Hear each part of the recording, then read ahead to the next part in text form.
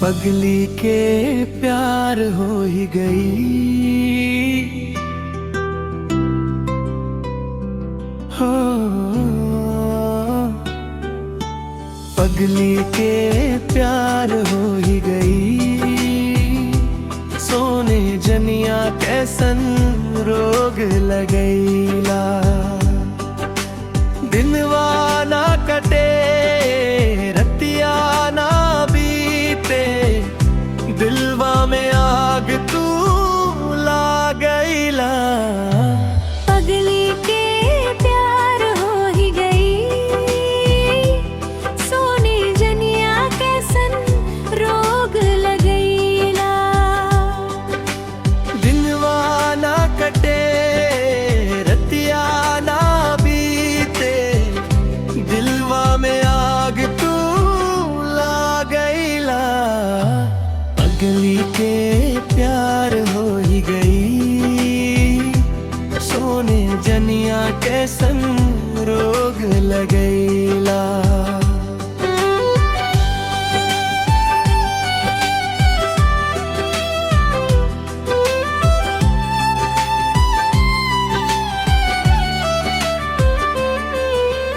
पहिले पहिले जब तोहके देखनी,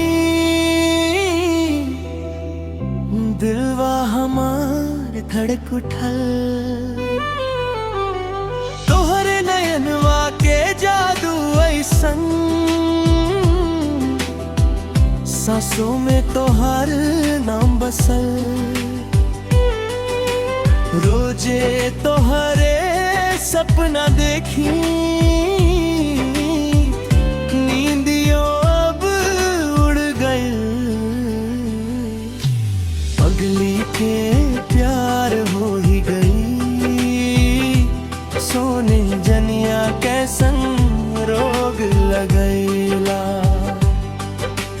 दिनवा ना कटे रतिया ना बीते, दिलवा में आग तू लागैला। पगली के प्यार हो ही गई, सोने जनिया कैसन रोग लगैला।